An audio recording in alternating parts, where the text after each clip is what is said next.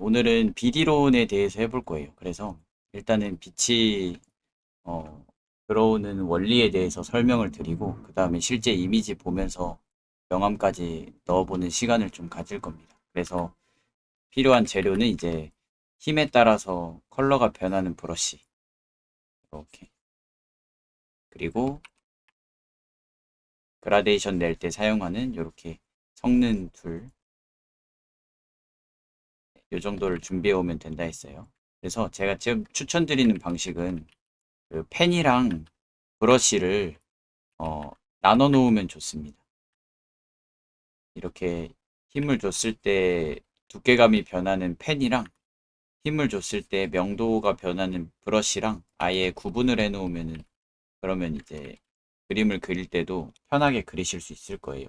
둘 다 똑같이 하나의 단축키로 쓰면은 계속 도구를 바꿔야 되잖아요. 그러니까 그런 거는 이제 한번 알아서 등록을 잘 해보세요. 도구를 본인이 사용하기 편한 방향. 요 브러쉬를 사용을 할 때는 지우개를 쓸 때 그냥 지우개를 쓰면은 이렇게 지워져 버리잖아요. 그러면은 이질감이 너무 심하잖아요. 그죠? 얘는 어, 힘을 주고 빼는 거에 따라서 명도가 변하는데, 지우개는 그냥 그 부분만 딱 삭제가 되어 버리니까.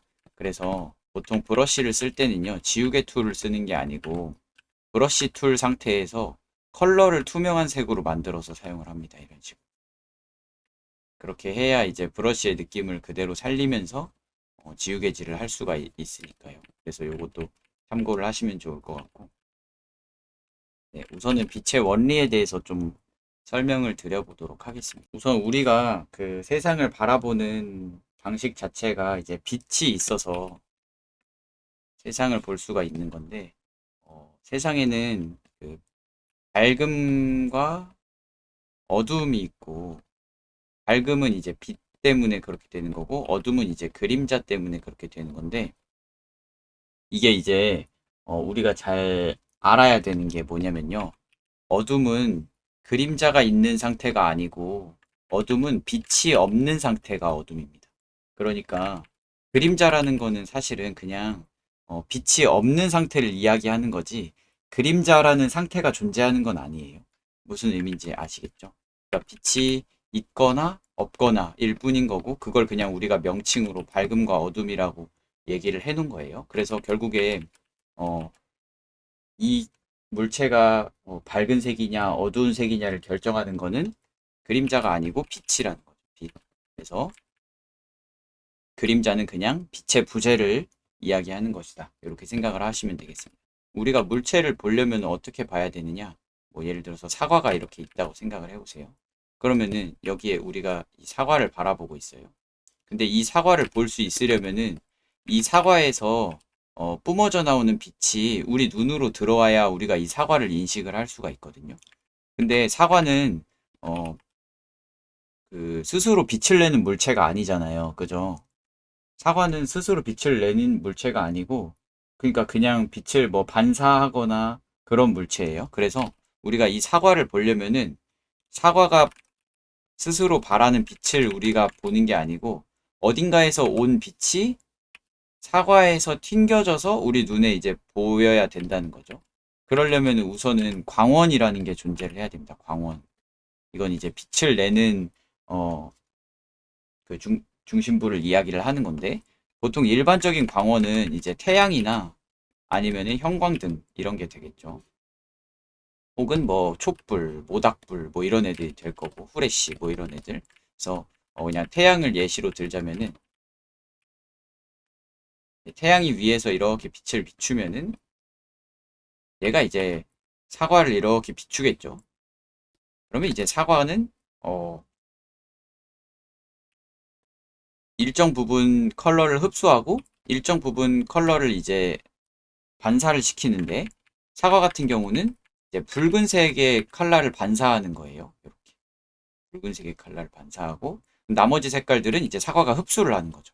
그래서 우리가 사과에서 튕겨져 나온 빨간색을 우리가 보는 거죠. 그래서 사과를 빨간색으로 보게 되는 거죠. 물론 빨간색 사과만 존재하는 건 아니지만은, 네, 원리는 이렇다는 거예요. 네, 그래서 우리는 항상 어떤 물체를 보려면은 광원이 있어야 합니다. 광원. 왜냐면 빛이 있어야 우리가 그것에 빛이 이제 시작이 돼서 그게 어딘가에 닿아서 그게 튕겨져서 혹은 튕겨지지 않아서 우리가 인식하는 게 이제 그 물체의 컬러니까. 그렇죠. 그리고 이제 하얀색과 이제 검은색으로 나눠볼 수가 있겠는데 오늘은 우선 색은 신경 쓰지 않고 어, 밝음과 어둠에 대해서만 생각을 해볼 거예요. 그래서 하얀색은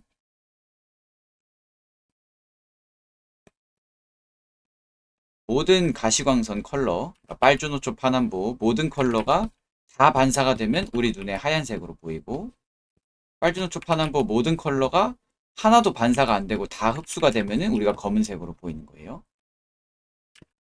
빛은 그래서 그냥 되게 당연한 얘기예요. 빛의 양이 많을 때랑 적을 때가 있을 거 아니에요. 100%일 때가 있고 50%일 때가 있고 0%일 때가 있겠죠. 그러면은 100%일 때랑 50%일 때랑 0%일 때 중에 어디가 제일 밝을까요? 그렇죠. 빛이 100% 있으면 완전 하얗겠죠. 빛이 제일 어두울 때는 언제일까요? 그렇죠. 0%. 빛이 하나도 없으니까 그냥 까만색이겠죠.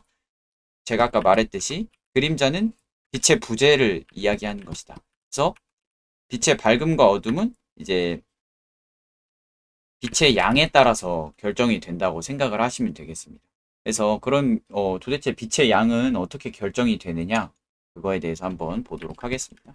그 윗면이 좀 작고 아랫면이 조금 반지름이 넓은 요런 원통 모양을 좀 생각을 해보세요. 이 친구를 위에서 아래로 바라봤다고 치면은 그러면 이런 식으로 보여지게 되겠죠. 이 친구한테 이제 이렇게 빛을 쏠 건데 이렇게 형광등으로 빛을 쏠 건데 그러면 이제 얘한테 빛이 받는 부분과 받지 않는 부분이 생기게 되는데요. 되게 쉽습니다. 왼쪽에서 오른쪽으로 빛을 쐈으니까 당연한 얘기인데 얘를 2등분을 했을 때 빛이 왼쪽에서 오른쪽으로 오고 있어요. 그러면 얘는 빛을 A가 받을까요? B가 받을까요? 그렇죠. 이제 A가 밝아지고 B가 어두워지겠죠. 이렇게.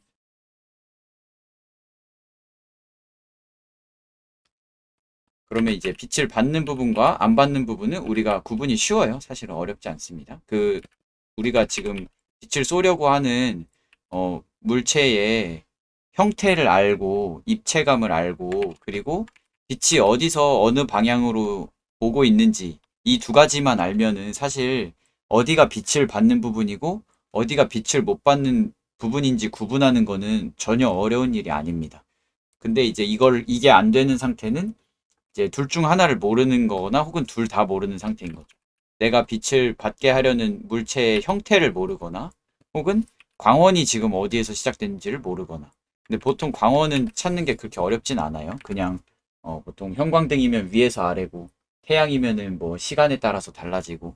근데 우리가 보통 어려워하는 부분은 요 형태 부분이죠. 형태. 왜냐면은 지금이야 되게 간단한 형태로 하는 거지만 인체같이 되게 복잡한 형태는 우리가 명확히 그게 지금 어떤 입체감을 가지고 있는지 이해가 안 될 수 있잖아요. 그래서 BD로는 무조건 형태력이 갖춰진 상태에서 배워야 적용을 시킬 수가 있습니다.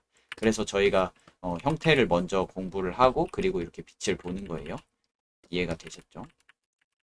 그래서 얘도 동일하게 원의 이제 제일 넓은 부분을 기준으로 요 뒷면이 이제 빛을 못 받는 부분이 되겠죠.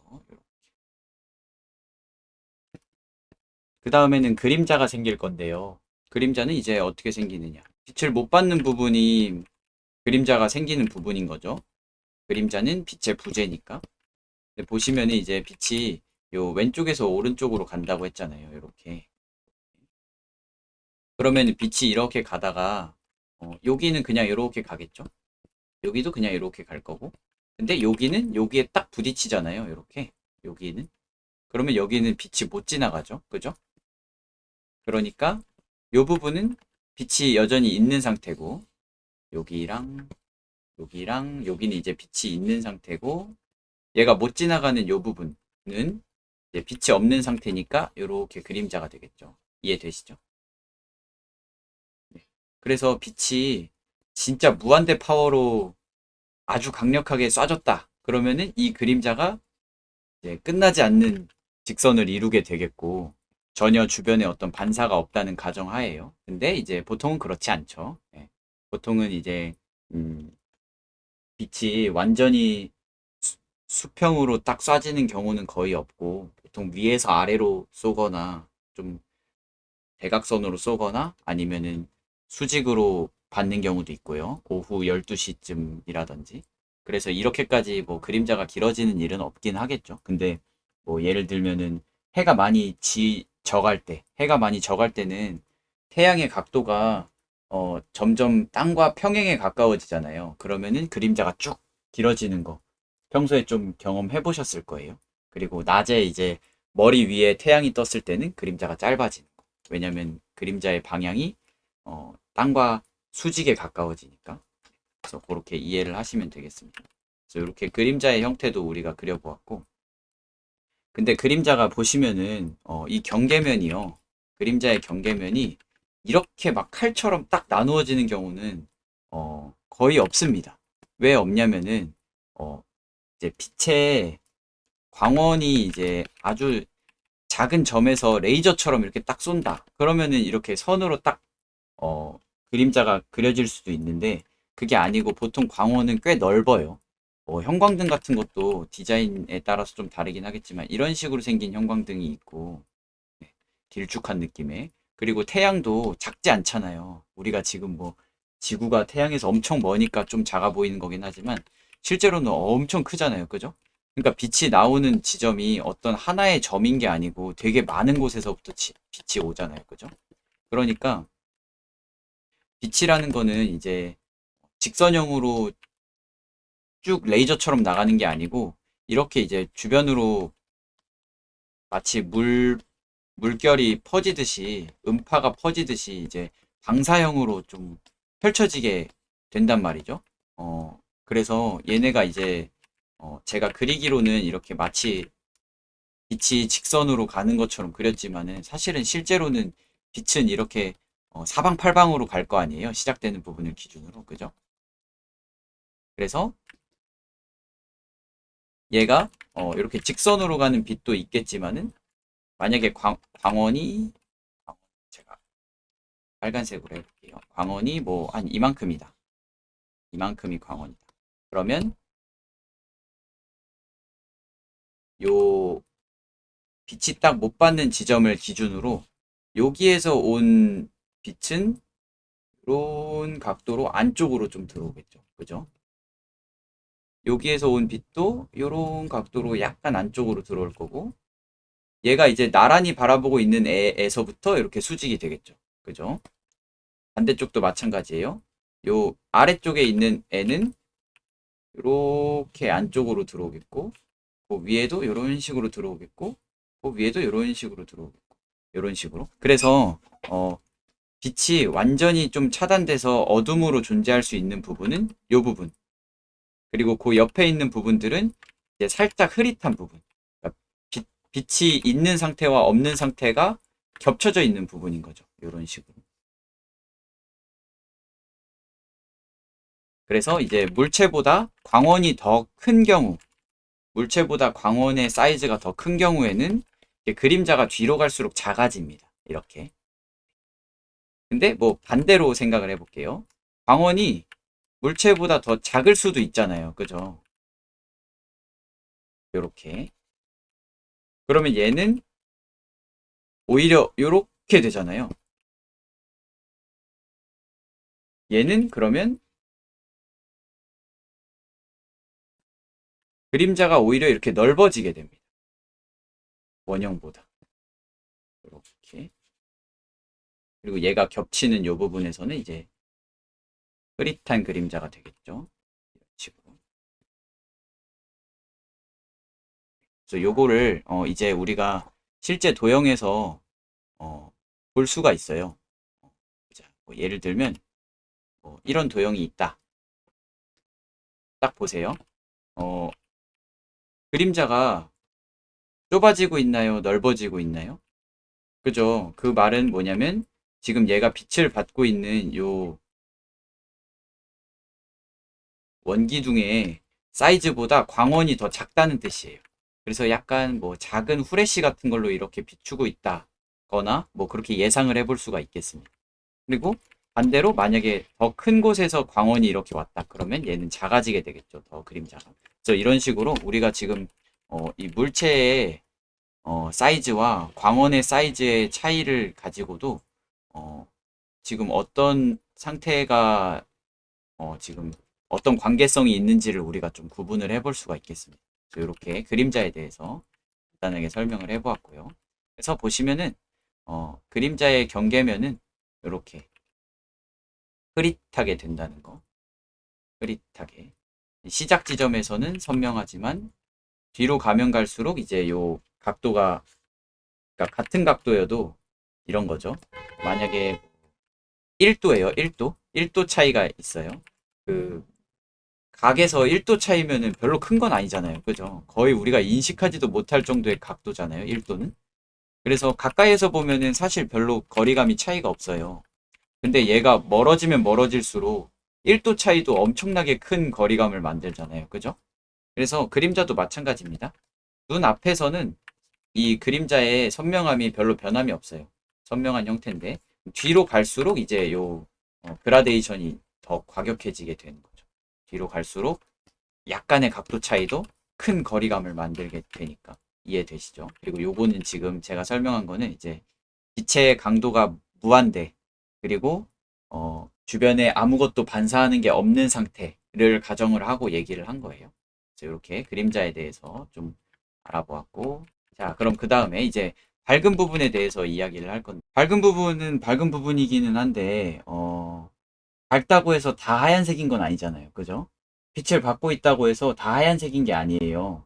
그러니까 우리가 형태를 인식할 수 있고 어디가 더 튀어나왔는지 알 수 있고 그런 건데 그러면은 이제 빛이 어떤 상태에 도달을 할 때 우리가 그게 더 밝아질 건지 혹은 어두워질 건지를 구분하는 방법은 이제 크게는 두 가지가 있는데요. 하나는 거리가 있어요. 거리. 너무 당연한 건데 어, 광원이 이렇게 만약에 있다고 하면은 태양처럼 엄청 빛의 양이 강한 애는 이제 좀 덜하겠지만 뭐 촛불이라고 생각을 해볼게요. 촛불은 불이 별로 안 세니까 촛불. 촛불에 가까운 애가 있고 촛불에서 먼 애가 있는데 누가 더 밝아질까요? 그렇죠. 당연히 빛의 양은 멀어질수록 희미해지니까 적어지니까 근처에 있는 애가 멀리 있는 애보다 훨씬 밝겠죠. 근데 이제 뭐 태양 같은 경우는 엄청나게 빛이 세니까 뭐 그 안에서 별로 차이가 없는 거고 그래서 이건 이제 광원이 빛을 얼마나 강하게 발산하느냐에 따라서 이제 그 변화의 정도는 조금의 차이가 있을지언정 거리감에는 항상 어 빛의 양이 이제 차이가 나게 된다는 거죠. 이해되시죠? 근데 저희는 일단은 거리에 대해서 보기보다는 이제 거리는 사실 그냥 어렵지 않아요. 그냥 멀면은 좀 더 어둡게 칠하면 되고 가까우면 좀 더 밝게 칠하면 되잖아요. 그러니까 거리감은 사실 그렇게 어렵지 않아요. 근데 진짜 어려운 거는 각도입니다. 각도. 각도에 따라 빛의 양이 변하게 된다. 이게 무슨 말이냐면요. 여기 왼쪽에서 오른쪽으로 빛이 지금 출발을 했잖아요. 이렇게. 제가 얘를 구형으로 그리기는 했는데 얘를 좀 각을 나눠 볼게요. 네, 뭐 이런 식으로 각을 좀 나눠 보겠습니다.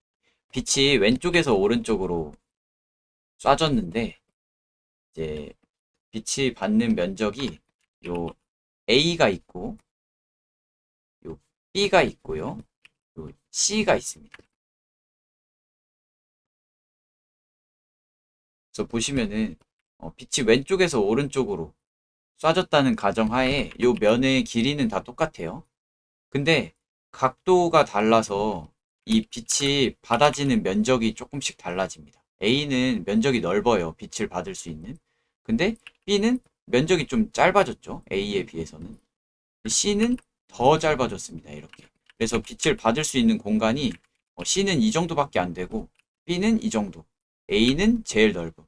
이렇게 빛을 받는 면적이 이렇게 차이가 나게 되었습니다. 같은 길이인데도 불구하고요. 왜냐면 각도에 따라서 기울기가 차이가 나면은 빛이 광원이 이제 오는 방향에 따라 이런 것들이 달라질 거 아니에요. 그래서 요 상태에서는 지금 그러면 A, B, C 중에 어떤 애가 제일 빛을 많이 받게 될까요? 네, 맞습니다. 그래서 A가 제일 밝고 그 다음이 B, 그 다음이 C 이렇게 되겠죠. 그래서 지금 이건 제가 각도를 넣어 놓은 거라서 이렇게 좀 A, B, C로 구분이 되는데 이제 요 원형에서 보자면은 정확히 광원과 수직으로 딱 일치하는 요 부분이 제일 밝고 이쪽으로 갈수록 어두워지다가 여기 빛을 아예 못 받는 부분에서는 0% 어둠이 되면 되겠죠. 네, 그래서 요게 이제 가장 기본적인 빛의 각도에 따른 빛의 양을 우리가 구분하는 방법입니다. 그래서 과학 시간에 배웠을 수도 있는데 빛의 입사각과 반사각인 거예요. 빛의 입사각과 반사각. 그래서 요 입사각과 반사각이 정확하게 90도에 가까워지면은 그러면 이제 빛이 더 많이 거기에 모이게 되는 거고 이게 이제 180도에 가까워지면은 180도는 사실 빛이 안 닿는 상태예요. 그냥 지나간 겁니다. 여기가 이제 180도인데 빛이 그냥 지나간 거죠. 이렇게. 그러니까 180도잖아요. 180도는 그냥 직선이에요. 뭐 각이 없죠. 180도는. 네. 그래서 90도일 때는 빛이 강하고 점점 커져서 180도가 되면 0%. 이렇게 기억을 하시면 되겠습니다. 그래서 빛이 만약에 뭐 방향이 지금은 왼쪽에서 오른쪽으로 오지만 뭐 이렇게 대각선 45도 아래서 이렇게 왔다. 그러면 여기가 제일 밝은 부분에 90도가 될 거고 그리고 여기랑 여기가 제일 어두운 부분에 180도가 되고 요 뒷면이 이제 어둠이 되겠죠. 뭐 이런 식으로 빛은 항상 그 물체의 형태와 그리고 광원이 지금 어디에서 출발했느냐 요 두 개를 잘 기억하는 게 중요하다는 거죠. 그래서 빛의 양은 이런 식으로 조절을 해볼 수가 있겠습니다. 그래서 간단하게 레이어를 하나 해서 뭐 표현을 해보자면은 이런 식인 거죠. 여기가 제일 밝습니다. 그리고 여기가 중간 밝기, 여기가 제일 어둡습니다. 그러면 어두운 데서부터 이렇게 살살살살 좀 더 조금씩 밝아지다가 중간에서는 아예 하얀색이 되면 돼요. 그래서 이런 식으로. 네, 이런 식의 상태가 이제 빛을 받는 상태라고 할 수 있겠죠. 네, 근데 여기에서 이제 문제가 하나 생깁니다. 무슨 문제냐면은 생각보다 어, 빛의 양과 밝음과 어둠이 대응하지 않는다는 점이에요. 이게 무슨 얘기냐면은 우리는 당연히 이렇게 생각을 해요. 90도에 가까울수록 빛이 밝아지고 100%의 빛이 되고 180도에 가까워질수록 0%의 빛이 된다. 그러면은 그 중간 지점의 각도에서는 50 정도의 빛이 되지 않을까? 이렇게 생각을 하는데 이게 아닙니다. 이게 아닙니다. 각도가 이제 그러니까 여기에서부터 여기까지 90도가 변하잖아요. 그래서 당연히 그러면 한 45도쯤에서 절반 정도의 빛의 차이가 나지 않을까 이렇게 생각을 하는데 빛은 밝은 상태가 되게 오래 지속이 됩니다. 왜냐면 우리가 밝은 색을 더 잘 인식하기 때문에 그래요. 왜냐면 이제 저희가 이전에도 계속 얘기하는 거지만 우리가 바라보는 세상은 실제 세상이 아니에요. 실제 세상은 그냥 실제 세상이고 우리가 바라보는 거는 이제 실제 세상이 우리 눈으로 들어와서 우리 뇌에서 재해석해서 그걸 우리가 보는 거라고 했어요. 그러니까 우리가 보고 있는 어떤 세상은 어, 본인이 해석하는 방식에 따라서 다르게 보인다는 거죠. 그래서 우리 눈이 뭐를 더 크게 인식하거나 뭘 더 작게 인식하거나 그러면은 실제로는 둘이 같은 크기여도 뭐가 더 크게 보일 수도 있다는 거죠. 그런 게 이제 착시 현상인 건데. 그래서 이거는 이제 너무 어렵게 생각하지 않으셔도 됩니다. 그냥 쉽게 생각하면 이거예요. 밝은 면이 훨씬 넓다. 내가 생각하는 것보다. 그리고 어두운 면은 훨씬 급격하게 변한다. 이렇게 생각을 하시면 돼요. 그래서 우리는 당연히 각도가 이제 뭐 90도가 변한다고 했잖아요. 90도에서 180도까지는 90도가 변하는 거잖아요. 그러면은 이제 한 여기에서 10도 정도가 변하면은 그러면은 이제 한 빛의 양도 한 9분의 1 정도 변하지 않을까? 이렇게 생각을 하는데 그게 아니고 99분의 1이 변합니다. 그러니까 아무것도 거의 안 변한 상태인 거죠. 100%가 99%까지 떨어지는 거예요. 별로 차이가 없는 상태입니다. 그리고 여기에서 10도가 더 움직이면은 그러면 20도가 움직인 거니까 9분의 2 정도 어두워지지 않을까? 이렇게 생각을 하는데 전혀 그렇지 않고 97% 정도가 어두워집니다.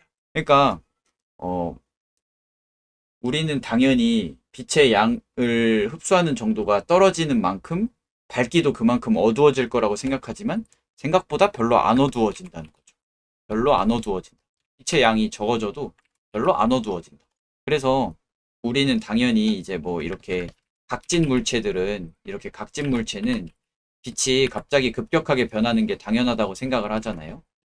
그리고 둥근 물체는 어, 저렇게 각지게 안 변하고 뭔가 이렇게 그라데이션으로 변할 것 같잖아요.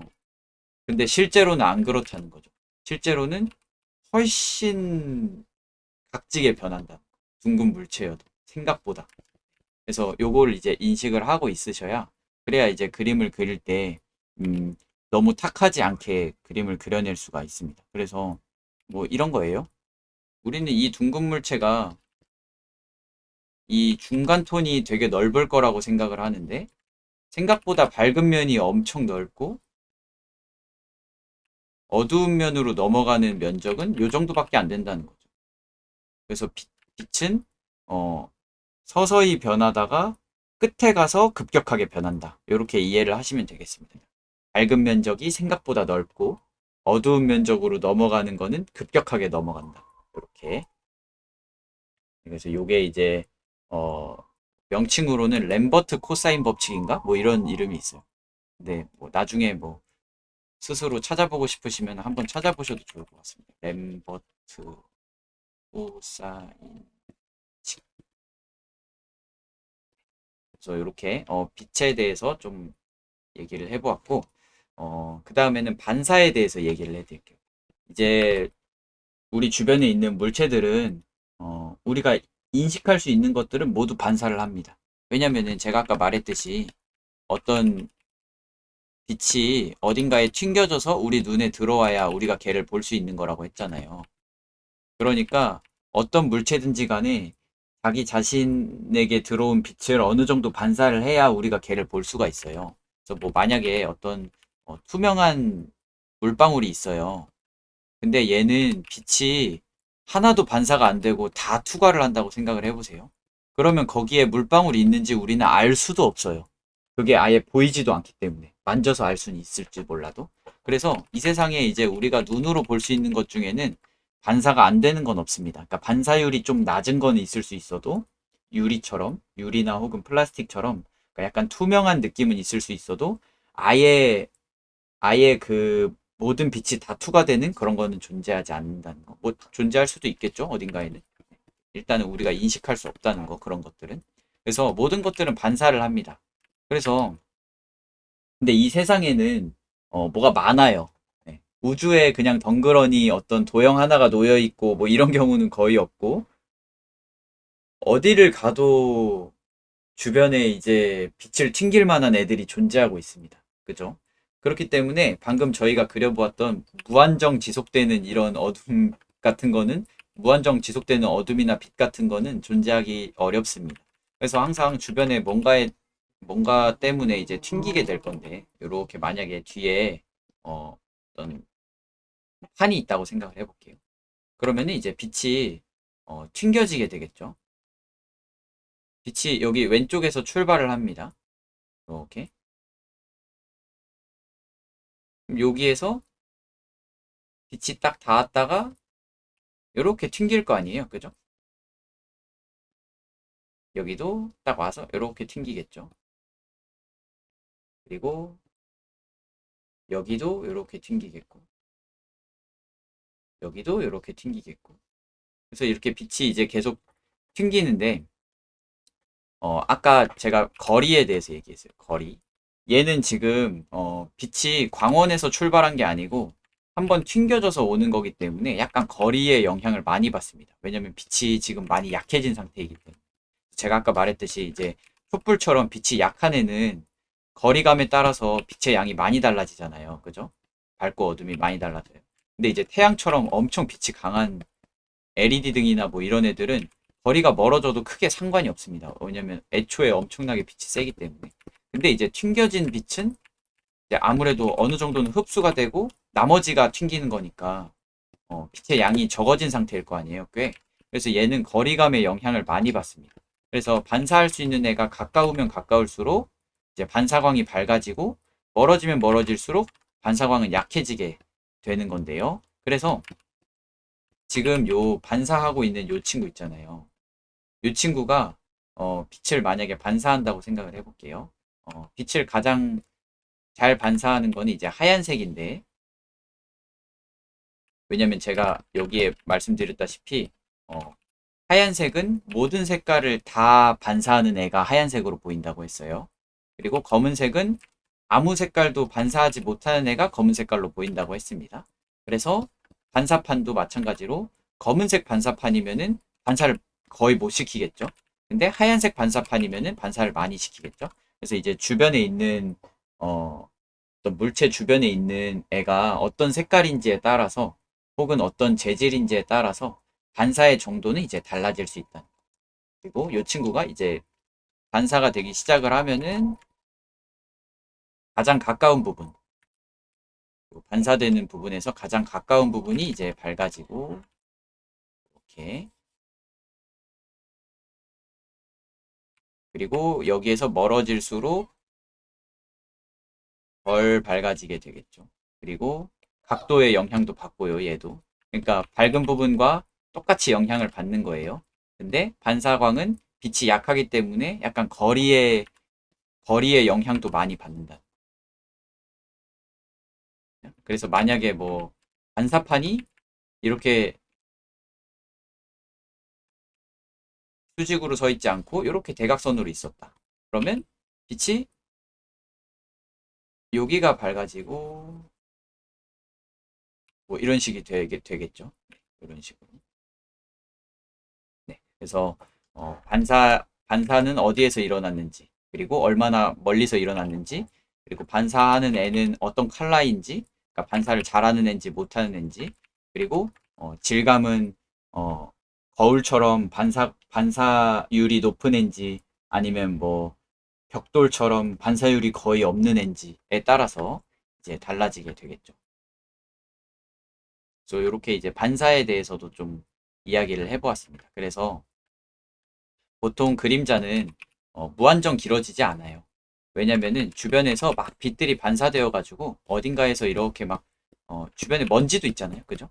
먼지에도 막 빛이 반사되고 그리고 옆에 있는 뭐 책장이나 아니면은 뭐 어, 주변에 있는 뭐 그냥 사물이든 사람이든 이런 거에서 다 반사가 돼서 빛이 모여들기 때문에 그림자는 보통 처음 부분에서만 진하고 끝으로 가면 갈수록 이런 반사광들이 이제 들어오면서 이제 이렇게 흐릿해지는 게 이제 기본입니다.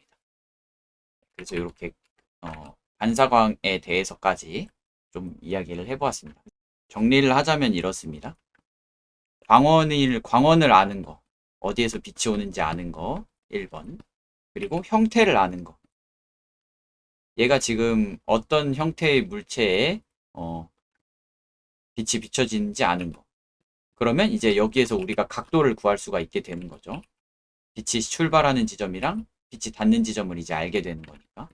그러면 여기에서 이제 빛의 양이 결정되는 거죠. 아까 램버트 코사인 법칙에 의해서 그리고 이 물체의 반사율에 따라서 그리고 그 주변부에 있는 거에서 이제 반사되는 반사광까지 생각을 하면은 그러면 이제 빛은 끝나는 거예요.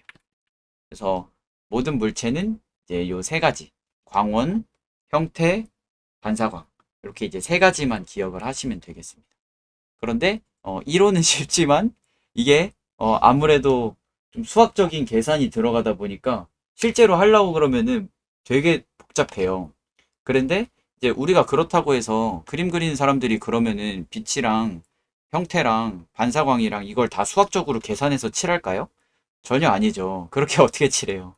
그렇게 하면은 머리 터져요. 그렇게 하는 거는 이제 3D 툴로 이제 돌렸을 때 3D 툴이 알아서 해주는 거고 이런 수식들을 넣었을 때 사람은 그렇게 하는 게 아니죠. 사람은 이제 훨씬 더 그런 어떤 계산보다는 직관, 좀 느낌에 많이 의존을 합니다. 그래서 여기에 광원이 있고 형태가 이런 느낌이니까 한 요쯤까지는 밝겠다. 요쯤부터는 어둡겠다. 그리고 주변에 이러이러한 물체들이 있으니까 반사가 좀 많이 일어나서 그림자는 별로 안 길어지겠다. 뭐 이런 식으로 이제 좀 어떤 정확한 계산이 아니고 그냥 어떤 느낌적으로 그렇게 한다는 거죠. 그리고 생각보다 그렇게 해도 딱히 우리는 이상한 걸 느낄 수 없다. 왜냐면 우리가 애초에 그림을 감상할 때 계산적으로 그림을 감상하는 게 아니고 느낌적으로 그림을 감상하기 때문에. 그래서 원리는 이렇게 적용을 하되 원리에 너무 집착하지 마시고 훨씬 더 느낌적으로 접근을 하면 되겠습니다. 근데 이제 사람마다 그게 다르잖아요. 능력치가. 누군가는 이제 딱 봐도 빛이 이상한 거를 그냥 직관적으로 아는 사람이 있고 누구는 그걸 눈치를 못 채는 사람이 있을 수 있어요. 그래서 그럴 때는 이제 계산을 해서 이게 맞냐 틀리냐를 검사를 해보는 게 중요할 수도 있겠죠. 그래서 본인의 능력치, 나는 직관적으로 빛이 맞고 틀리고를 계산할 수 있는 사람인가? 아니면 실제로 형태와 각도를 계산을 해야 그거를 인식할 수 있는 사람인가를 통해서 만약에 자기가 후자의 경우인 사람이다.